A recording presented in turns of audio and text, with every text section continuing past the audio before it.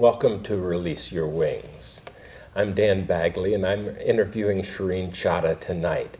We're talking tonight about developing self-discipline, something we all perhaps can use a little more of. So Shireen, why do so many of us set resolutions and then just fall back? I think we forget how good we feel when we actually keep them. So part of it is that we're going for the short-term feel-good and missing the joyfulness of Following through with something you said you're going to do. got it.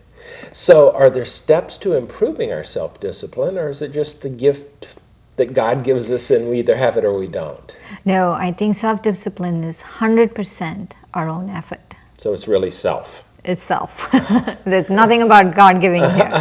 Okay. One of the things I feel is as soon as I remember, for example, if I tell myself I have to meditate more, Yeah. but as soon as I remember, then I start meditating, even for a few seconds. I don't say, oh, but I'm only going to meditate if I have time. So part of the thing is to make the decision to take the first step. Is that right? And right now. And right now, not sometime in the future. Yeah, and even if it's for a few seconds. Right. So in that then, it seems to me that many of us judge whether or not we're going to follow through by how we feel in the moment as opposed to what we decided, what we said we were going to do. Right. Also, I feel we plan too much. Tomorrow I'm going to do this, and I'm going to get up in the morning, and then tomorrow morning comes around and it doesn't happen. But if I do something right now, then I'm setting myself up, training myself to come into the habit of doing it tomorrow morning. So on meditation, I understand that doing, but let's say we are in a business meeting and I suddenly think I need to meditate more. I think it's a perfect place to meditate. Now let me clarify, as we've done before, that the Brahma Kumaris meditate with their eyes open. You can get yourself fired if you suddenly look like you're asleep in a meeting. So within that, what is the role of starting in small steps in building? In other words, as we make commitments, is it important that we make little tiny commitments, or should we jump full scale into huge commitments? Tiny commitments actually are much better, really, and also to keep those tiny commitments. Tiny commitments are easier to keep. You get more of them. Right. And also I feel then you build trust in yourself. And also the other thing is you remember how good you feel about it, that it does bring a certain sense of well-being to be able to keep a commitment or to be able to do something you said you're going to do. So the way to believe in yourself is to believe yourself, and keeping small commitments along the way tells your subconscious, yeah, I'm one who can do those things. A lot of science, brain science is suggesting about 95% of what we do is at the subconscious level, unconsciously. How we breathe, if someone tosses something, whether we blink when we see something, all of those are the automatic responses. So that would mean that the self-discipline and starting small, as you're suggesting, really is also gently programming the subconscious to believe that you can keep commitments. Right. To really have that trust in the self, it's very important. But there are other parts of it too. Please. I was thinking about it's good to get an accountability partner. Talk about that. An accountability partner is that you are accountable to them. Right. That in your mind, you set yourself accountable to them. For example, if you have a self-discipline of not eating too much chocolate cake, then you get an accountability partner and say, this is what I'm going to be doing. I'm going to go on this diet and I'm not going to eat chocolate cake today, or I'll eat only one piece of chocolate cake in the whole week, or whatever it is that you're going to do. And you get an accountability partner and you tell them what you're doing and what you're not doing. And who are actually on the same page too, that they are also following the same diet or meditation or whatever it is that they're doing, that they are also doing the same thing. So is there a punishment if you fall short, other than I told my partner and now I have to admit it? Yeah, I think yes, definitely they should be. I've heard that monetary punishments really work very well. Is that right, really? Like even Yeah. let's say even each time you eat chocolate cake. That's why Weight Watchers work so well. Though I've never used it, I didn't have to. It is because like if you gain weight, then you have to pay. But I heard monetary Yeah. consequences, monetary consequences work very well. But I feel there should be some kind of consequences. So you have to make a symbolic gesture, if not a monetary gesture, or is just telling your friend, I didn't follow through enough, or you really think it ought to be, I mean, do you increase the money? Yeah. I think maybe you can have a piggy bank and say, both of you put money in there and then do something Every with time it. you say, and then at the end of it, you break open the piggy bank and get a big chocolate cake. And Okay, let's say I've decided to meditate yeah, every day in the morning, but I'm not getting up in the morning to meditate. Then I could say that every time I don't get up in the morning, I'm going to put $1 there and do something really worthwhile with it. Not get a chocolate cake, but or if you want a chocolate cake, Got or it. get a chocolate cake and give it to someone who really needs it. Not you, I'm sure. So that's one thing, to get an accountability partner. And there are a few other things I feel really help with self-discipline, and one is to have clarity on where I should be, what should I be doing, and how I should be. And to have that clarity, it's very important to have silence. And here I mean silence of the soul, not just physical, not talking silence, but silence of the soul. So it's important to be able to sit quietly somewhere, wherever, even if it's in the car when you're driving to and back from work, to be able to sit quietly and have clarity about what is it that you want the self-discipline for. so that clarity comes in silence. That means the radio's off in the car as you're driving. And it also sounds to me that you're talking about an intention to tune into the deepest levels of values. Is that right? Right, right. It's not just an intention, but also you are visualizing this.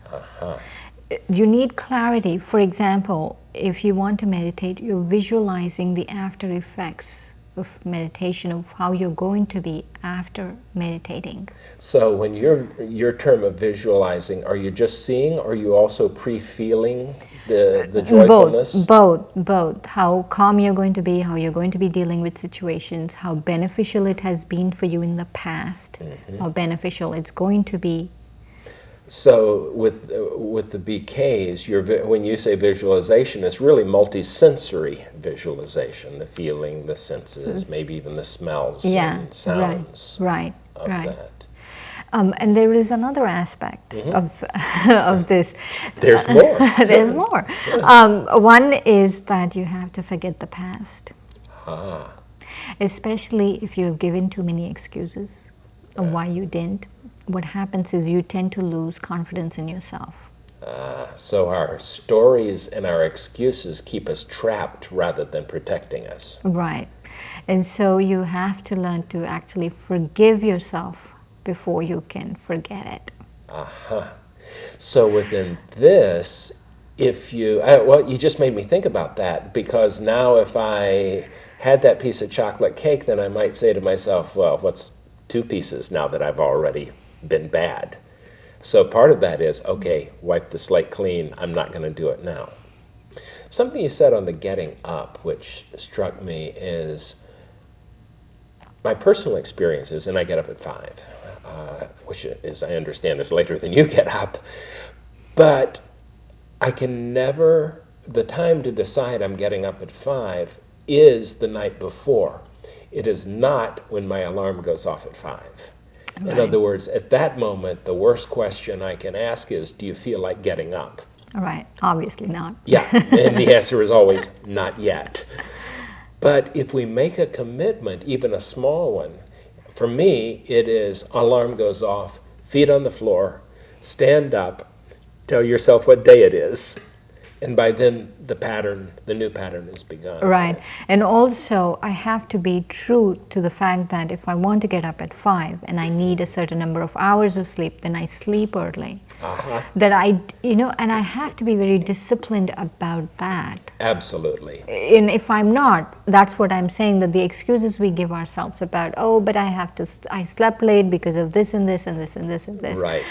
And it goes on and on. And so I feel that there has to be some amount of love and respect for the self, because without that, then, I know how I feel if I don't have discipline. I know how I feel if I don't do things. Let's say if I don't meditate, I know how I feel. Yeah. I totally feel in a rut, me personally. And so I need to have that respect for myself and that vision for myself, that I want something more in life than just this. Got it. So within that, when you're saying self-respect, it's almost with a capital S in that, because it's a big thing of the joyfulness within life. Right. And that discipline, then, the payoffs are huge, it would seem to me. I mean, it's like the payoffs of staying healthy, of eating well, of getting enough exercise, enough sleep, of not putting things into our body which destroy us. At some point, health is wealth in a funny way, that we are leading a happier, more joyful life because of the indirectly and directly because of the discipline. Would you agree with that?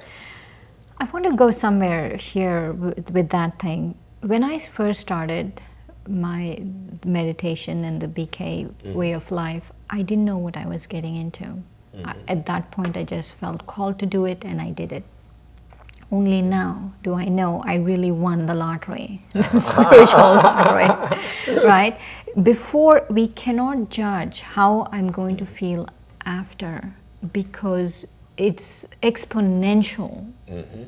You can't describe the feeling of the attainment you get after the fact. Right.